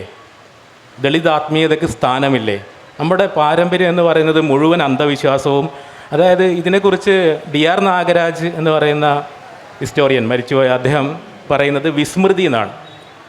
നവോത്ഥാനത്തെക്കുറിച്ചും ആധുനികതയെക്കുറിച്ചും സാമൂഹ്യ പരിഷ്കരണത്തെക്കുറിച്ചും വാചാലമാകുമ്പോൾ ഫലത്തിൽ നമ്മൾക്കുണ്ടാവുന്നത് അതിനു മുമ്പുണ്ടായിരുന്നതെല്ലാം മോശമാണെന്നുള്ളൊരു അപകർഷതാബോധം കൂടി അത് ഉണ്ടാക്കുന്നുണ്ട്. അതിനെക്കുറിച്ചൊക്കെ നമുക്ക് ഒരു അഭിമാനവുമില്ല. ബുദ്ധൻ എത്രയോ 2000 വർഷം മുമ്പ് ഉണ്ടായിരുന്ന ആളാണ്. ശ്രീനാരായണ ഗുരു ആധുനികതയുടെ ഭാഗമായിട്ട് ഇംഗ്ലീഷ് വിദ്യാഭ്യാസത്തിലൂടെ വന്ന ആളല്ല. അദ്ദേഹത്തിൻ്റെ സോഴ്സ് എന്ന് പറയുന്നത് അത് ശൈവിസമായാലും അദ്വൈതമായാലും എന്തായാലും ഇവിടെ ഉണ്ടായിരുന്നതാണ്. അപ്പോൾ ഈ പാരമ്പര്യം എന്ന് പറയുന്നതിനെക്കുറിച്ച് ഇത്രയും, അതായത് നേരത്തെ പറഞ്ഞ പാരമ്പര്യം, ആധുനികത വരുമ്പോൾ പാരമ്പര്യത്തിന് സ്വയം ഡിഫെൻഡ് ചെയ്യാൻ പറ്റാതാവും. ചെരുപ്പിടാതെ ഒരാൾ ഇവിടെ വന്നിരിക്കുകയാണെങ്കിൽ അയാൾ അതുകൊണ്ട് തന്നെ നാണക്കേട് അനുഭവിക്കേണ്ടി വരും. ആധുനികമല്ലാത്തതിൽ നിന്ന് വേർതിരിഞ്ഞുകൊണ്ടാണ് ആധുനികത സ്വയം സ്ഥാപിക്കുന്നത്. അങ്ങേയറ്റത്തെ അസഹിഷ്ണുതയാണ് ആധുനികതയ്ക്ക് ആധുനികമല്ലാത്ത എല്ലാത്തിനോടും, ശാസ്ത്രത്തിന് ശാസ്ത്രമല്ലാത്ത എല്ലാത്തിനോടും. അപ്പോൾ അതിനെ വളരെ ഇതായിട്ട് പ്രോബ്ലമറ്റൈസ് ചെയ്യുന്നുണ്ട് ഒരു കാര്യം. രണ്ടാമത്തെ കാര്യം എനിക്ക് തോന്നുന്നത് നമ്മുടെ രാഷ്ട്രീയ പദാവലിയിൽ ജനാധിപത്യ ചേരിയിലേക്ക് ഇത്രയും സമ്പന്നമായ ഉറവകളെ, അതിൻ്റെ സോഴ്സുകളെ, ആ ഭാഷയെ ശക്തിപ്പെടുത്തുന്നതിന്, ആ പദാവലി ശക്തിപ്പെടുത്തുന്നത് പ്രധാനമാവുന്നത് ചരിത്രം എന്ന് പറയുന്നത് തന്നെ യൂറോപ്പിലുണ്ടായിട്ടുള്ള ഒരു വിജ്ഞാന ശാഖയാണ്. ചരിത്രത്തിന് നമ്മളെ രക്ഷിക്കാം. മിത്തുകൾക്കില്ലാത്ത രാഷ്ട്രീയ, ഇപ്പോൾ ചർക്ക എന്ന് പറയുന്നത് ഒരു മിത്താണ്, എവരിഡേ ലൈഫിൽ നിന്നുണ്ടാക്കിയ ഒരു മിത്താണ്. എവരിഡേ ലൈഫിൽ നിന്നുണ്ടാക്കിയ ഒരു കല്ലാണ് ഈഴവ ശിവൻ എന്ന് പറയുന്നത്. രാഷ്ട്രീയത്തിൽ എത്ര ഫലപ്രദമായിട്ടാണ് അത് വർക്ക് ചെയ്യുന്നത് നമ്മൾ കണ്ടു. അതേസമയത്ത് ശ്രീരാമനെ കുറിച്ച് ഒരു 300 സ്ഥലത്തെങ്കിലുള്ള ആളുകൾ ഇവിടെയാണ് ജനിച്ചതെന്ന് പറയുമ്പോൾ ശ്രീരാമനെ ഹിസ്റ്റോറിസൈസ് ചെയ്യുകയാണ് ഹിന്ദുത്വവാദികൾ ചെയ്തത്. ഇവിടെയാണ് ജനിച്ചത് കൃത്യമായിട്ട്. പിന്നെ വേറെ ആർക്കും അതിൽ അവകാശവാദം ഉന്നയിക്കാൻ പറ്റാതായി. അപ്പോൾ ചരിത്രത്തെയും മിത്തുകളെയും ഒക്കെ ഫലപ്രദമായി മറിഞ്ഞ് ഉപയോഗിക്കുന്നവരാണ് ഫാസിസ്റ്റ് അല്ലെങ്കിൽ ഹിന്ദുത്വ ചേരി എന്ന് പറയുന്നത്. മറിച്ച് സെക്യുലർ ചേരി വിചാരിക്കുന്നത് ഇന്ത്യയിലുള്ള അക്കാഡമിയിൽ ഇരിക്കുന്ന കുറച്ച് ചരിത്രകാരന്മാർ വിചാരിച്ചാൽ ചരിത്രം എന്ന് പറയുന്ന ഒറ്റമൂലി കൊണ്ട് ഇതിനൊക്കെ നേരിടാമെന്നാണ്. ഫലത്തിൽ ഒരു കാര്യമില്ലാത്തൊരു കാര്യമാണ് ചരിത്രം. അതുകൊണ്ടാണ് ഇപ്പോൾ ആ സ്നേഹത്തെക്കുറിച്ച് പറഞ്ഞൊരു കാര്യം കൂടി ഞാൻ ഇവിടെ എടുത്തു പറയാൻ ഉദ്ദേശിക്കുന്നത്, അറിവിനോടുള്ള സ്നേഹം. ഇപ്പോൾ പ്രദീപനടക്കമുള്ള നമ്മളടക്കമുള്ള അക്കാഡമിക്സിൽ വർക്ക് ചെയ്യുന്ന ആളുകൾ, ഗവേഷകർ, ഞാൻ ശ്രദ്ധിച്ചിട്ടുണ്ട്, പ്രത്യേകിച്ച് മലയാള വിഭാഗത്തിൽ വർക്ക് ചെയ്യുന്ന എൻ്റെ കൊളീഗ്സ് നന്നായി ഫിക്ഷൻ എഴുതുന്നവരാണ്. നന്നായി ഫിക്ഷൻ എഴുതുക എന്ന് പറഞ്ഞു കഴിഞ്ഞാൽ ലോകോത്തരമായ ഫിക്ഷൻ എഴുതുന്നവരാണ്. അത് ലോകോത്തരമായി എഴുതണം എന്ന് വിചാരിച്ച് ഇംഗ്ലീഷ് പഠിച്ച് എഴുതുന്നത് കൊണ്ടല്ല, ലോകത്തിലുള്ള ഒരു പിന്നെ ഓഡിയൻസിനെ മുന്നിൽ കണ്ട് എഴുതുന്നത് കൊണ്ടല്ല, മറിച്ച് അവർ ഇവിടുത്തെ ജീവലോകവുമായി വൈകാരികമായി അങ്ങേയറ്റം ബന്ധപ്പെട്ട് ഏറ്റവും പ്രാദേശികമായ ഡയലക്ട്സിൽ എഴുതുന്നവരാണ്. അതാണ് ലോകത്തേക്ക് പോകുന്നത്. എന്നാൽ അവരെഴുതുന്ന പ്രബന്ധങ്ങൾ നിങ്ങൾ നോക്കിയോ, ആരും കാണരുതേ എന്ന് പ്രാർത്ഥിച്ചുകൊണ്ട് മാത്രമേ ആളുകൾ പ്രബന്ധങ്ങൾ എഴുതുന്നുള്ളൂ. എന്തുകൊണ്ടാണ് ഇത്രയും ആത്മവിശ്വാസം ഇല്ലാതായി പോയത്? സാമൂഹ്യ ശാസ്ത്രത്തിൽ ജ്ഞാനോൽപാദനം നടത്തുന്നതെന്ന് അവകാശപ്പെടുന്ന നമ്മൾക്ക് നമ്മുടെ എല്ലാ സോഴ്സും എവിടെ പോയി എന്നുള്ള ചോദ്യമാണ്. അപ്പോൾ ഇതിനകത്തുള്ള ഗവേഷകൻ, ഈ എരി എന്ന് പറയുന്ന നോവലിലെ എന്തായാലും പറയുക പ്രൊട്ടഗോണിസ്റ്റ് എന്ന് പറയുന്നത് ഒരു ഗവേഷകനാണ്, മലയാള വിഭാഗത്തിൽ ഗവേഷണം നടത്തുന്ന ഒരാളാണ്. അയാൾക്ക് അതിനോടുള്ള അദമ്യമായ സ്നേഹത്തിൽ നിന്നും അയാളൊരു ആർക്കൈവ് ഉണ്ടാക്കുകയാണ്. സാധാരണ പറയും ഇത് എവിടെയും കാണാനില്ല, ആർക്കൈവിൽ പോയി കിട്ടുന്നില്ല. ഈ പറഞ്ഞതുപോലെ അമ്പലത്തിൻ്റെ എഴുതപ്പെട്ട ലിഖിതങ്ങളിൽ ഇത് കാണുന്നില്ല. പക്ഷേ ഇത് കാണാൻ വേണ്ടി അത് ഓറലാണോ റിട്ടേൺ ആണോ എന്നൊന്നും നോക്കാതെ എല്ലാ സ്ഥലത്തും അലഞ്ഞ് നടന്ന് കണ്ടുപിടിച്ച് നമ്മളെ മുമ്പിൽ കൊണ്ടുവയ്ക്കുകയാണ്. അതാണ് ഗവേഷകനുണ്ടാവേണ്ട അറിവിനോടുള്ള സ്നേഹം എന്ന് പറയുന്നത്. ആ സ്നേഹം ഇല്ലെങ്കിൽ നിങ്ങൾ എന്ത് മെത്തഡോളജി ക്ലാസ് പഠിപ്പിച്ചിട്ട്, സനിൽ തന്നെ ഒരു സ്ഥലത്ത് തമാശ രൂപത്തിൽ പറഞ്ഞിട്ടുണ്ട്, ശാസ്ത്രത്തിൽ ആരും മെത്തഡോളജി പഠിപ്പിക്കാറില്ല, മെത്തഡോളജി വർക്ക്ഷോപ്സ് നടത്താറില്ല, സാമൂഹിക ശാസ്ത്രത്തിലാണ്. കാരണം ശാസ്ത്രം പോലെ അവിടെ നിന്ന് ആഗ്രഹിക്കുന്നവരാണ് ഈ മെത്തഡോളജി പഠിക്കാൻ പോവുക. ഒരു മെത്തഡോളജിക്കും ഒരു അന്വേഷണത്തിൻ്റെ ഫലം ഉറപ്പുവരാൻ പറ്റില്ല. അതിനോടുള്ള അദമ്യമായ ആഗ്രഹം തന്നെ ഉണ്ടാവണം. അങ്ങനെ പുറപ്പെട്ടു പോകുന്ന ഒരാളുടെ കണ്ടെത്തലുകളാണ് ഇതിനകത്ത് വരുന്നത്. അതുകൊണ്ട് വളരെ അപകടകരമായിട്ടുള്ള സ്റ്റേറ്റ്മെൻറ്റ്സ് ആണെന്ന് അറിഞ്ഞുകൊണ്ട് തന്നെ നമ്മുടെ ചിരപരിചിതമായ നമുക്ക് ശീലമുള്ള നവോത്ഥാനത്തിൻ്റെയും ആധുനികതയുടെയും സെക്യുലറിസത്തിൻ്റെയും ചരിത്രത്തിൻ്റെയും സാമൂഹ്യശാസ്ത്രങ്ങളുടെയും ഒക്കെ ഭദ്രമായ ഭാഷ കൈവിട്ട് അപകടകരമായി പറയാനും ചിന്തിക്കാനും തുടങ്ങുന്ന ആളുകൾ ഉണ്ടാവുമ്പോൾ മാത്രം. അതുകൊണ്ടാണ് ഭാഷയുടെ അർത്ഥത്തിലേക്ക് ലഘൂകരിക്കാൻ പറ്റാത്ത ശബ്ദം എന്ന് പറയുന്ന ഒരു ഘടകത്തെക്കുറിച്ച് ഒ.വി. വിജയൻ അതിനകത്ത് എടുത്ത് പറയുന്നത്.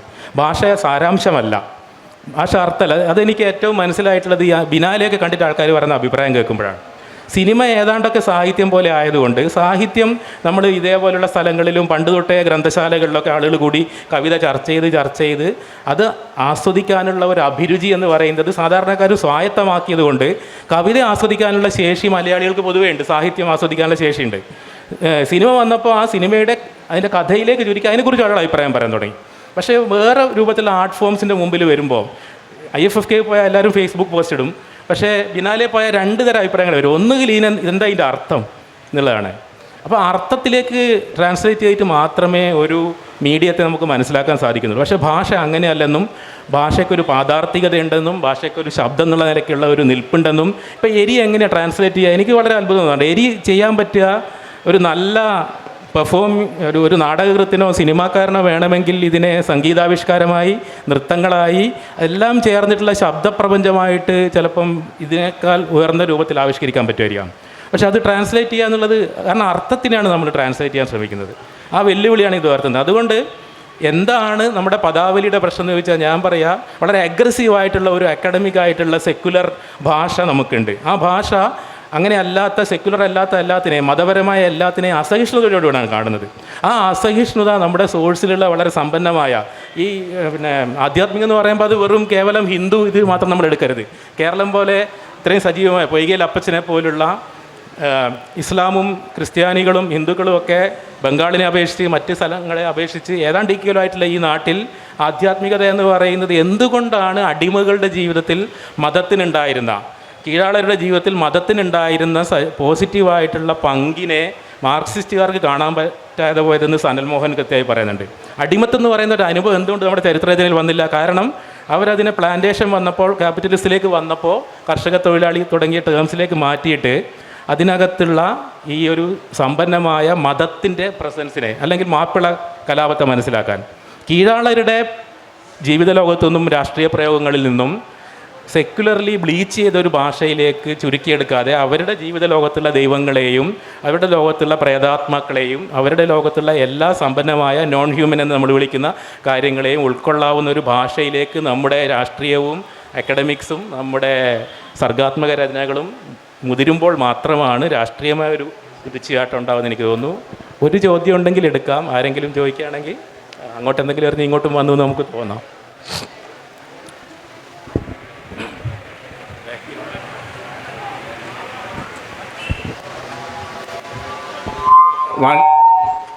മാഷ് പറഞ്ഞപ്പോഴാണ് അവസാനത്തെ കാര്യം പറഞ്ഞപ്പോഴാണ് ഒരു കാര്യം ഓർമ്മ വരുന്നത്. ഈ മലയാള സാഹിത്യത്തിൽ ദിലീപ് രാജ് മാഷോട് പിന്നെ ഈ കന്നഡ സാഹിത്യം മാഷ് പറഞ്ഞ ആ ഒരു തലത്തിലേക്ക് വളരുകയും അതേസമയത്ത് മലയാള സാഹിത്യത്തിൽ കുറേ കൂടി ഏകപക്ഷീയതകളും യാന്ത്രികതകളും ഒക്കെ നയിക്കുകയും അത് യഥാർത്ഥത്തിൽ കേരളത്തിലെ നവോത്ഥാന പാരമ്പര്യത്തെ പുറകോട്ടടിക്കുകയും ചെയ്തു എന്നുള്ള ഒരു നിരീക്ഷണം നടത്തുന്നയാളാണ് ഞാൻ. കാരണം നമ്മളിപ്പം ശ്രീനാരായണ ഗുരു ഉൾപ്പെടെയുള്ള നവോത്ഥാന നായകരെ ഒരു പാശ്ചാത്യ ആധുനികതയുടെ പശ്ചാത്തലത്തിൽ കൂടുതലായിട്ട് അവതരിപ്പിക്കുന്ന ഒരു ട്രെൻഡ് ഇപ്പോൾ രൂപപ്പെട്ടു വരുന്നുണ്ട്. അതിനെ എങ്ങനെയാണ് മലയാളിക്ക് മറികടക്കാൻ കഴിയുക? അല്ലെങ്കിൽ ഈ പാശ്ചാത്യ ആധുനികതയിലൂടെയുള്ള ഈ വായന എത്രമാത്രം നമുക്ക് നമ്മുടെ നവോത്ഥാന പാരമ്പര്യത്തെ എല്ലാത്തിലുള്ള കൾച്ചറലായിട്ടുള്ള സാഹിത്യത്തിലുള്ള മേഖലയിലെ നവോത്ഥാന പാരമ്പര്യത്തെ എത്രമാത്രം നമുക്ക് മുന്നോട്ട് കൊണ്ടുപോകാൻ കഴിയും എന്നുള്ളൊരു ചോദ്യം കൂടി പ്രസക്തമാണ് തോന്നുന്നു. പേരെന്തായിരുന്നു? വിനോദ് പയ്യട. ഞാൻ ഹ്രസ്വമായിട്ട് അതിനോട് പ്രതികരിക്കാം. ഒന്ന്, ശരിയാ, നമുക്കിഷ്ടമുള്ള ഗുരു കുട്ടിച്ചാത്തിന് കത്തെഴുതിയ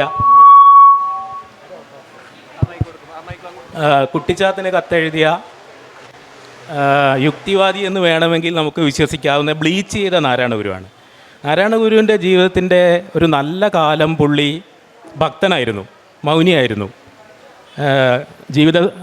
എവരിഡേ ലൈഫിലുള്ള സംഭാഷണങ്ങളോ കൃതികളോ ഒന്നുമില്ലാതെ പുള്ളിയുടെ നമുക്ക് വേണമെങ്കിൽ സൂഫി എന്ന് വിളിക്കാവുന്ന ഒരു അലഞ്ഞു നടന്ന ഘട്ടമുണ്ട്. ആ ഭക്തനായ നാരായണ ഗുരുവിനെ നമ്മളെവിടെ പ്രതിഷ്ഠിക്കുന്നുള്ള ഒരു ചോദ്യമുണ്ട്.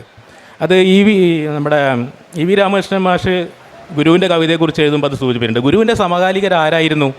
ഗുരുവിൻ്റെ സമകാലികർ പഞ്ചാബിലുള്ള ഭക്തി പ്രസ്ഥാനത്തിലുള്ളവരും ശ്രീലങ്കയിലുള്ളവരും ലോകത്തുള്ളവരൊക്കെയാണ്. പക്ഷേ നമ്മുടെ ഒരു പരിമിതി, നമുക്ക് റീജിയൻ, നാഷൻ, വേൾഡ് എന്ന് പറയുന്ന ഒരു ഹൈറാർക്കിയിലൂടെ മാത്രമേ, നേരത്തെ പറഞ്ഞതുപോലെ തിയറി യൂറോപ്പിലുണ്ടാവും, തെളിവ് നമ്മൾ കൊടുക്കും. അംബികാസുധനയും പാവപ്പെട്ട ഇവരെല്ലാം പിഴിഞ്ഞ് നമ്മൾ തെളിവ് കൊടുക്കും. അവരാരും തെളിവ് ചോദിക്കുന്നില്ല. അപ്പോൾ നമുക്ക് നാഷൻ എന്ന് പറയുന്ന ഒരു മീഡിയേഷനിലൂടെ മാത്രമേ ലോകത്തേക്ക് പോകാൻ പറ്റുള്ളൂ. പക്ഷേ കടലിൻ്റെ അടുത്തായതുകൊണ്ട് നമുക്ക് പണ്ട് തൊട്ടേ ഇപ്പോൾ ആവി വൻതോണി എന്നൊരു പ്രയോഗമൊക്കെ നാരായണ ഗുരുവിൻ്റെ കൃതിയിൽ കടന്നു വരുന്ന ഒരു കോണ്ടെക്സ്റ്റ് ഉണ്ട്. അപ്പോൾ കടൽ വഴി നമ്മൾ നേരിട്ട് ലോകവുമായി ബന്ധപ്പെട്ടുകൊണ്ടിരുന്ന ആളുകളാണ്.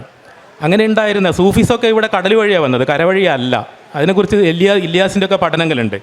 എന്നുവെച്ചാൽ ലോക ഭൂപടത്തിലുണ്ടായിരുന്നൊരു സ്ഥലമാണിത്. അപ്പം ഇപ്പം അടുത്ത് കേരളീയ വിജ്ഞാന വ്യവസ്ഥ എന്ന് പറഞ്ഞൊരു ടെക്സ്റ്റ് ബുക്കിൽ ഫിലോസഫിയെക്കുറിച്ചൊരു ചാപ്റ്റർ ഞാൻ എഴുതുണ്ടായി. അപ്പോൾ എൻ്റെ ഒരു വാദം അതാണ്, നമ്മൾ ഈ ഒരു അധമബോധം, റീജിയൺ ഏറ്റവും അടിയിൽ, പ്രാദേശികം, നാട്ടറിവ് ഏറ്റവും അടിയിൽ, നേഷൻ, നമ്മൾ ഈ റിനൈസൻസ്, ഇപ്പം സനൽമോഹൻ ചോദിക്കുന്നൊരു ചോദ്യമുണ്ട്, എന്തിനാണ് ജാതി വിരുദ്ധമായിട്ട് ഇവിടെ നടന്ന കാര്യങ്ങളെ നവോത്ഥാനം എന്ന് പറയുന്ന ഒരു ഫ്രെയിം വർക്കിൽ നമ്മൾ മനസ്സിലാക്കുന്നത്? നവോത്ഥാനം പുറകോട്ട് നോക്കുന്നതാണ്. അദ്ദേഹം പറയുന്നത് ദളിതരുടെ ഒരേ ഒരു പാരമ്പര്യം ആധുനികതയാണ്, വേറൊന്നും. ഇപ്പം നാരായണ ഗുരുവിന് പോലും ആപേക്ഷികമായി സംസ്കൃതം അടക്കമുള്ള പാരമ്പര്യത്തിൽ മുന്തി നിൽക്കുന്ന ചില റിസോഴ്സസ് അല്ലെങ്കിൽ ചില സിംബോളിക്കായിട്ടുള്ള ക്യാപിറ്റൽ ഉണ്ടായിരുന്നു. അത് വെച്ചാണ് ആധുനികതയെ അദ്ദേഹം അഭിമുഖീകരിച്ചത്. പക്ഷേ ദളിതരെ സംബന്ധിച്ച് അതൊന്നുമില്ല എന്ന്. അതുകൊണ്ട് ജാതി വിരുദ്ധം എന്ന് പറഞ്ഞാൽ പോലെ എന്തിനാണ് നവോത്ഥാനം എന്ന് പറയുന്നത്? നവോത്ഥാനം എന്ന് പറയാനുള്ള ഒരേ ഒരു കാരണം, ഇന്ത്യൻ ചരിത്രം ഈക്വൽസ് ബംഗാളിൻ്റെ ചരിത്രം. ബംഗാളിൽ റിനൈസൻസ് ഉണ്ട്, ബംഗാളിൽ ബ്രാഹ്മണരുണ്ട് ജനസംഖ്യയിൽ. ബംഗാളിൻ്റെ കോമ്പസിഷനെ അല്ല കേരളത്തിന്. ബംഗാൾ കടലുമായി ബന്ധപ്പെട്ട് ലോകവുമായി ബന്ധപ്പെട്ടൊരു സ്ഥലമല്ല. പക്ഷേ ബംഗാളിനെ ദേശീയതയുടെ പ്രതീകമായി കണ്ട് നമ്മളും ദേശീയമാണ് എന്ന് അഭിമാനിക്കാൻ വേണ്ടിയിട്ടാണ് നമ്മുടെ ചരിത്രത്തിൽ നവോത്ഥാനം എന്നുള്ള ഒരു ഫ്രെയിം വർക്ക് നമ്മൾ ഉപയോഗിച്ചത്. ആ നവോത്ഥാനം എന്ന് ഉപയോഗിച്ചുകൊണ്ട് എന്ത് നേട്ടമാണ് നമുക്ക് നമ്മുടെ ഭൂതകാലത്തെ മനസ്സിലാക്കാൻ കിട്ടുന്നത്? അപ്പോൾ ശരിക്കും ഈ ചോദ്യത്തിന് ഉത്തരം ഞാൻ പറയും എന്താണെന്ന് വെച്ച് കഴിഞ്ഞാൽ, കർണാടകയെ അപേക്ഷിച്ച് സാഹിത്യത്തിൽ കേരളത്തിൽ ഇപ്പോൾ ഡി ആർ നാഗരാജ് റിയലിസത്തിൻ്റെ പ്രശ്നമായിട്ടാണ് ഇത് പറയുന്നത്. ചരിത്രവും സാഹിത്യവും തമ്മിലുള്ള ബന്ധം, ഭാവനയും റീസണും തമ്മിലുള്ള ബന്ധം, അതിനെ റിയലിസത്തിൻ്റെ പ്രശ്നമായിട്ടാണ് കാണുന്നത്. അപ്പോൾ ഇതൊക്കെ ശരിക്കും ഉള്ളതാണോ നമ്മൾ ചോദിക്കുക? ഇതൊരു ചരിത്രമാണോ? അപ്പോൾ അതുകൊണ്ട് ഒരു നോവൽ എന്ന് പറയുന്നത് ഒരു ആധുനികമായ സാഹിത്യ രൂപമാണ്. അതിനൊരിക്കലും ഒരു ദളിത് ലൈഫ് വേൾഡിനെ ഉൾക്കൊള്ളാൻ പറ്റില്ല എന്നാണ് ഡി ആർ നാഗരാജിൻ്റെ വാദം. അത് തെറ്റാണെന്ന് തെളിയിക്കുന്നതാണ് മലയാള സാഹിത്യം. അതുകൊണ്ട് കർണാടകത്തെ അപേക്ഷിച്ച്, അതുകൊണ്ട് അദ്ദേഹം കുസുമബാലെ പോലുള്ള കവിതകളിൽ എങ്ങനെയാണ് ദളിത് ആത്മീയ ലോകം വന്നതെന്നൊക്കെയാണ് നാഗരാജ് അനലൈസ് ചെയ്യുന്നത്. അദ്ദേഹത്തിൻ്റെ ഒരു വാദം തന്നെ അതാണ്. കാരണം ഒരു റാഷണലായ ആധുനികമായ ഒരു കാലബോധത്തിനകത്താണ് നോവൽ വർക്ക് ചെയ്യുന്നത്. അതുകൊണ്ട് റിയലിസത്തിന് ഒരിക്കലും ഇതിനെ ഉൾക്കൊള്ളാൻ പറ്റില്ല എന്നുള്ളൊരിതാണ്. പക്ഷേ പ്രദീപിനെ പോലുള്ളവർ ഇതിനകത്ത് കിടന്ന് തന്നെ, അല്ലെ നമ്മുടെ പല അനുഗ്രഹീതരായ എഴുത്തുകാരും കേരളത്തിൽ അതിനെ മറികടന്നിട്ടുണ്ടെന്നാണ് എനിക്ക് തോന്നുന്നത്. അതുകൊണ്ട് കർണാടക സാഹിത്യത്തെ അപേക്ഷിച്ച് ഇപ്പോൾ നമ്മുടെ സാഹിത്യം, അതിൽ ഒരു കാര്യം കൂടി ഒരു പക്ഷേ സനിലിന് പറയാൻ പറ്റും. അനികേത് ജാവരെ എന്ന് പറയുന്ന ഒരു 4 വർഷം മുമ്പ് മരിച്ചുപോയ പണ്ഡിതൻ പ്രാക്ടീസിങ് കാസ്റ്റ് എന്ന് പറയുന്നൊരു പുസ്തകം എഴുതിയിട്ടുണ്ട്. അതിനകത്ത് അദ്ദേഹം ഇത് പറയുന്നുണ്ട്. അതായത് ദളിത് സ്വത്വത്തിലുള്ള അഭിമാനമല്ല, മറിച്ച് ദളിത് ഭാഷയുടെ ആ മെറ്റീരിയാലിറ്റി, അതായത് ഇതിനകത്ത് വരുന്ന ഭാഷകളൊക്കെ നമ്മളൊരു സെക്കുലർ പദാവലിയുടെ ഭാഗമായി സ്വീകരിച്ചവയാണോ? മന്ത്രവാദത്തിൻ്റെയും മറ്റു തരത്തിലുള്ള തോറ്റങ്ങളുടെയും ഒക്കെ ഇത് ഒരു നോവലിനകത്തേക്ക് വരുമ്പോൾ അതെങ്ങനെയാണ് നമ്മുടെ സോക്കോൾ പൊതു എന്ന് പറയുന്ന ഒന്നിനകത്തേക്ക് സമർത്ഥമായി വരുന്നത് എന്നുള്ളൊരു ചോദ്യമാണ് അവിടെ എനിക്ക് പ്രസക്തമായിട്ട് തോന്നുന്നത്. ഇതിനെ കുറിച്ചിട്ട് ഞാനൊരു വേദിയിൽ സംസാരിക്കേണ്ടി വന്നിട്ടുണ്ട്. അസാധ്യമായ പുസ്തകമാണ് ഈ പുസ്തകം. അതെനിക്കൊന്നും മിണ്ടാൻ പറ്റിയിട്ടില്ല എന്നുള്ളതാണ്. അതിൻ്റെ ഗംഭീരമായ കഴിവ് കൊണ്ടാണ് ഞാൻ പറഞ്ഞത്. എനിക്ക് ഈ ഇസങ്ങളെക്കുറിച്ചൊന്നും അറിയില്ല. പൊള്ളിപ്പോയിന് അത് വായിച്ചിട്ട് ഇതിലപ്പുറം ഒന്നും പറയാനില്ല. ഓക്കെ, ഈ വേദിയെ ധന്യമാക്കിയതിന് സനൽ സാറിനും ദിലീപ് സാറിനുമുള്ള നന്ദിയും കടപ്പാടും അറിയിക്കുന്നു.